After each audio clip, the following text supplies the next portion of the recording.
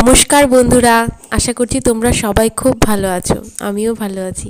আজকে সকাল থেকেই কিন্তু ভিডিওটা শুরু করলাম। কালকে রাতে শুতে যাওয়ার আগে দেখো ছোলাটা ভিজিয়ে রেখেছিলাম। ছোলাটা এখন ধুয়ে খাবো। প্রতিদিন রাতেই কিন্তু আমি ছোলা ভিজিয়ে রাখি, এখন যেদিন যেরকম থাকে। আগে তো আলমন্ড বাদাম, কাজু বাদাম এগুলো খেতাম, কিশমিশ। তো এখন যেহেতু আলমন্ড বাদামটা ঘরে নেই, তাই আমি ছোলাই ভেজাচ্ছি। ছোলাটা খেয়ে এবার কিন্তু যে জামা কাপড়গুলো সব মেশিনে দিয়ে দিচ্ছি। অনেক জামা কাপড় আছে, আর এই কদিন যেহেতু ওয়েদারটাও ভালো ছিল না, এখন বেশ রোদ উঠেছে, তো অনেক জামা কাপড়ই আছে, আমি কিন্তু সব মেশিনে দিয়ে দিলাম। আর কিছু কিছু আছে বাচ্চার, সেগুলো হাতে মা কেচে দেয়। আর তারপর বাদ বাকি যেগুলো আছে সেগুলো কিন্তু মেশিনেই দিয়ে দিই। তো সার্ফটা দিয়ে দিয়েছি, এবার সার্ফটা দেওয়ার পর আমি একটু জল দিয়ে দিই, যাতে সার্ফটা একদম মেশিনে ভালোভাবে চলে যায়।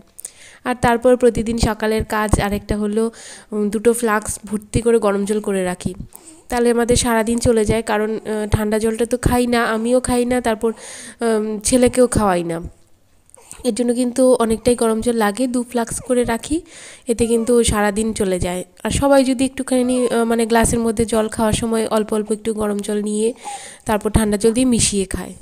শীতকালটা এত কষ্ট হচ্ছে, বা ছোট বাচ্চা নিয়ে সত্যি মানে সবাই বলতো, তখন শুনতাম যে শীতকাল হলো বাচ্চাদের আর বয়স্কদের জন্য খুব কষ্টের দিন। তো এটা কিন্তু এখন বুঝতে পারছি, মানে এত কষ্ট হয় না বাচ্চাদের, মানে কিভাবে জড়িয়ে রাখবো, টয়লেট পটি সব কিছু মিলিয়ে কিন্তু মানে খুব কষ্ট হয়।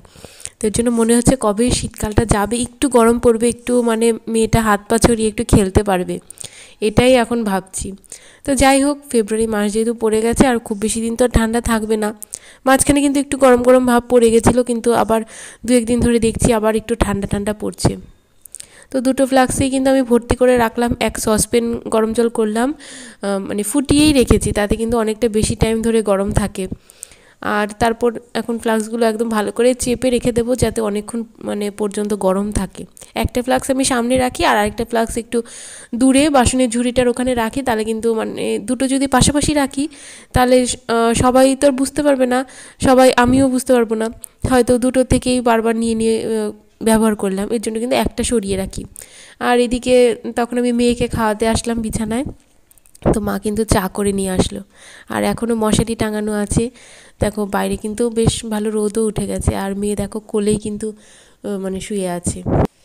এখন কিন্তু আমাকে চাও এভাবেই খেতে হয়, কারণ মেয়েকে যদি বিছানায় রাখে অনেক সময় না উঠে যায়, তখন আবার নেবো ওই করবো। তো ওর জন্য কিন্তু আমি মানে যদি ও কোলে থাকে আমি চেষ্টা করি নিচে রাখার, কিন্তু যদি একটু কান্নাকাটি করে তখন কোলে নিয়েই কিন্তু বসে আমি চাটা খাই। আমার ডান সাইডে রাখি, তাহলে কিন্তু আমার সুবিধা হয়, আর ওকে বাঁদিকে রাখি। তো আমি খুব সাবধানেই চাটা খাই, আর অন্য খাবার তো খাই না ওকে কোলে নিয়ে। তখন কিন্তু আমি ওকে কারোর কাছে দিয়ে তারপর আমি খেতে যাই, কারণ মানে অন্নপ্রাশনের আগে যেহেতু এটু কিছু খেতে নেই। তো চাটা কিন্তু আমি এভাবে অনেক সময় খেয়েই নিই।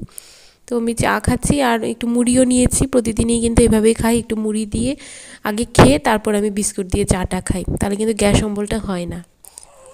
তারপর চা খেতে খেতেই দেখলাম কোলের মধ্যে একটু হাসছিল, তো আমি কিন্তু এই সুযোগে ওকে একটু নিচে রাখলাম, তো একটু নিচে রেখে কিন্তু খেলছিল। আমি ততক্ষণে চাটাও দেখো পাশে বসে খেয়ে নিচ্ছি। বাচ্চারা যদি এইভাবে খাওয়ার সময় একটু খেলাধুলো করে, নিজের মতো থাকে, তাহলে কিন্তু বেশ সুবিধা হয়। কিন্তু সবসময় তো আর সেটা সম্ভব না, বেশিরভাগ সময় কিন্তু আমাকে ওকে কোলে নিয়েই খেতে হয়। আর তারপর তো বললামই যে ভাত খেতে যাওয়ার সময় আমি ওকে রেখেই যাই। তো এদিকে কিন্তু বিস্কুটটা আমি আগে খেয়ে নিয়েছি, একটু মুড়ি খেয়ে বিস্কুটটা দিয়ে চাটা খেয়ে তারপর আর বাদ বাকি মুড়িটা এখন খাচ্ছি। আর এদিকে পাশে দেখো খেলছে। আর জানো তো, মেয়ে হওয়ার পর থেকে এত ঠান্ডা ছিল, ও তো হয়েছে 26শে ডিসেম্বর, 25শে ডিসেম্বর ক্রিসমাস ডে তারপরের দিনই হয়েছে। তো ওই সময়টাতে প্রচণ্ড ঠান্ডা ছিল, তখন থেকেই কিন্তু ওকে মানে জন্মানোর পর থেকে কিন্তু প্যাম্পার্স পরাচ্ছে নার্সিংহোমেই। আর সমস্ত বাচ্চাদেরও দেখছি তাই, মানে যখন যারা শীতকালে হচ্ছে ওই নার্সিংহোমে সবাইকেই প্যাম্পার্স পরাচ্ছে। কিন্তু ছেলের বেলায় কিন্তু সেটা হয়নি, ছেলেকে কিন্তু মোটামুটি 1 মাস পর থেকে প্যাম্পার্স পরিয়েছিলাম, তখন কিন্তু ওই কাঁথা ন্যাকড়া এগুলো দিয়ে কিন্তু রাখা হতো। কিন্তু মেয়ের বেলা যেহেতু একদম ঠান্ডার মধ্যে, এটা আর হলো না। আর এদিকে দেখো আমার মা কিন্তু দেখো মেশিনে অনেকগুলো কাঁথা কিন্তু সেলাই করেছে। কাঁথাটাও ইউজ করি, কিন্তু সেটা মানে খুবই কম, মানে দিনের মধ্যে 24 ঘন্টার মধ্যে হয়তো 20 ঘন্টাই প্যাম্পার্স পরে থাকছে, আর বাকি 4 ঘন্টা সেই সময়টাতে হয়তো কাঁথাগুলো পরাই ইউজ করি। তো মা কিন্তু অনেকগুলো কাঁথা বানিয়েছে, আর পাশে যে 2-3টে সেটা কিন্তু ছেলের মোটামুটি 5-6টা কাঁথা আছে, আর বাকিগুলো ধোয়া হয়েছে। মেশিনে ধোয়া হয়েছিল, তো এর জন্য আর দেখাতে পারছি না। তো ছেলের কাঁথাগুলো রেখে দিয়েছিলাম, তো এটা কাজে লাগলো।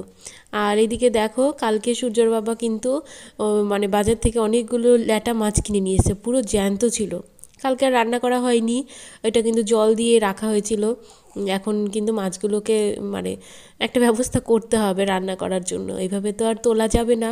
তো জলটা পুরোটাই ফেলে দিয়েছে, একটুখানি জল আছে, তো এর মধ্যে কিন্তু তারপর নুন দেবে, নুন দিয়ে মাছগুলোকে মারতে হবে আর কি, না তো মাছগুলো কাটা যাবে না। আগে কিন্তু এরকমভাবে মাছ নিয়ে আসতো, তো এইভাবেই কিন্তু বালতিতে রাখা হতো। অনেক সময় আবার পাশে যে একটা পুকুর আছে সেই পুকুরের জলও নিয়ে আসতো, যাতে মাছটা আরও বেশি ভালো থাকে। কিন্তু এখন আর সেটা হয়ে ওঠেনি, সময়ও পাওয়া যায়নি। তো মা কিন্তু সব মাছ মানে জলটা ফেলে দিয়ে এসছে। আর এদিকে দেখো হ্যাঁ এতটা করে নুন দিয়েছে মাছটাকে মানে মারার জন্য। আর বাজার থেকে লাউ নিয়ে এসছে, লাউ দিয়ে আজকে ল্যাটা মাছের ঝোল রান্না করবে মা। এখন তো আর আমি রান্নাবান্না কিছু করছি না, যা করার কিন্তু মাই করছে। আমার মা আমার দিকটা দেখে, মানে বাচ্চার যত কাজ আছে আমি তো আর এখন সেইভাবে মানে এতটা গিয়ে গিয়ে করতে পারছি না, কারণ সবসময় মেয়ের পাশে থাকতে হচ্ছে। এদিকে ছেলেও আছে, যখন মেয়ে ঘুমায় তখন হয়তো ছেলের কিছুটা মানে কাজ করি, ওর স্কুলের ড্রেস ফ্রেস গোছানো বা ওকে পড়া দেওয়া, ওকে পড়তে বসানো, সেগুলো করি। এখনও তো মেয়ে খুবই ছোট, কাজে এতটা আমি সময় পাচ্ছি না যে মেয়েকে রেখে আমি কিছু করব। তো এর জন্য কিন্তু সেভাবে করে উঠতে পারছি না। যখন ও ঘুমিয়ে থাকে তখন আমি টুকটাক কাজ করি, যেমন জামা কাপড় ভাঁজ করা, মানে ওই হালকা পাতলা কাজ, চাটা করা, এই ধরনের কাজ। এখনও পুরোপুরি রান্নার দিকে আমি যাইনি। আর এরপর দেখো স্নান করেও চলে আসলাম, জানলা টানলা সব বন্ধ, কারণ এতটা ঠান্ডা পড়েছে। আর আজকে কিন্তু আমি শ্যাম্পু করেছি, তো এর জন্য চুলটাও একটুখানি হেয়ার ড্রায়ার দিয়ে একটু ড্রাই করে নিলাম, না তো ঠান্ডা লেগে যাবে। আর এখন আমার ঠান্ডা লেগে যাওয়া মানে মেয়েরও খুব অসুবিধাই হবে। আর তারপর অনেকক্ষণ পর আবার ভিডিওটা করছি, এটা কিন্তু বিকেলবেলার ভিডিও। এদিকে দেখো ছেলেও আজকে বায়না করছে আমার সাথে শোবে, তো মানে দুজনেই কিন্তু ঘুমাচ্ছে। দেখো আমি মাঝখানে একটু শুয়েছিলাম, কিন্তু জায়গায় এতটা হচ্ছে না। এখন তো ছেলে আমার শাশুড়ি মার সাথে ঘুমায়, রাতেও ঘুমায়। আর দুপুরে তো সেরকম ঘুমায় না, স্কুল থেকে এসে একটু সময় কাটায় মার সাথেই ওই ঘরে বসে, কারণ এই সময়টাতে আমি মেয়েকে নিয়ে শুয়ে থাকতে হয়, এজন্য জায়গা হয় না। তো খুব বায়না করছিল ছেলে যে আজকে আমার সাথে ঘুমাবে, তো আমি আর কি করব বলো, ছেলের জন্যও খারাপ লাগে, কারণ মানে এখন যেহেতু মেয়ে এতটা ছোট, তো ওর দিকটাও দেখতে হয়। আমি কিন্তু যতটা সম্ভব চেষ্টা করি ওকে একটু মানে আদর করার, ভালোবাসার, যাতে ও যেন মানে কোনো দিকেই যেন একা ফিল না করে। আর এদিকে ছেলে মেয়ে দুজনেই তো ঘুমাচ্ছে, তো আমি এখন চলে আসলাম রান্নাঘরে। মা চা বানাচ্ছিল, তো এর জন্য চাগুলো এখন মানে আমার তো আর কাজ নেই, চাগুলো নিয়ে নিয়ে দিচ্ছিলাম, শাশুড়ি মাকে দিলাম, আমারটা নিলাম। আর তারপর তিনজনে মিলে কিন্তু চা খেলাম। ততক্ষণে আবার মেয়েও উঠে গেছিলো, একটু মানে নড়াচড়া করছিল। আজকে দুপুরবেলা রান্নাগুলো তোমাদেরকে তো আর দেখাতে পারিনি, এখন ক্যামেরা নিয়ে বারবার মানে এদিক সেদিক যাওয়া সম্ভব হয়ে ওঠেনি। তাও রাতের বেলায় দেখাচ্ছি, মানে যেটুকু তরকারি ছিল সেটুকুই দেখাচ্ছি। ওটা ছিল লাউ দিয়ে মাছটা, ল্যাটা মাছ, আর এটা হলো লাউ দিয়েই ডাল। তো বন্ধুরা আমি আজকের ভিডিওটা কিন্তু এখানেই শেষ করছি। ভিডিওটি কেমন লেগেছে তোমরা কিন্তু অবশ্যই কমেন্টস করে আমাকে জানাবে।